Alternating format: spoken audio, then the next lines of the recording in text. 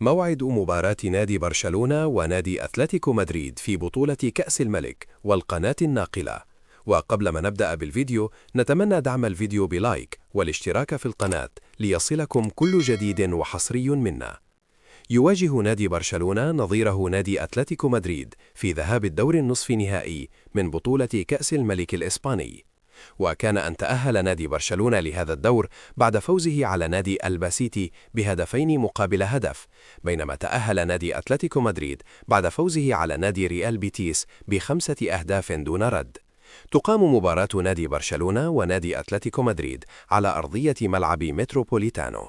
وموعد مباراة نادي برشلونة ونادي أتلتيكو مدريد هو يوم الخميس الموافق اليوم 12 من شهر فبراير الجاري.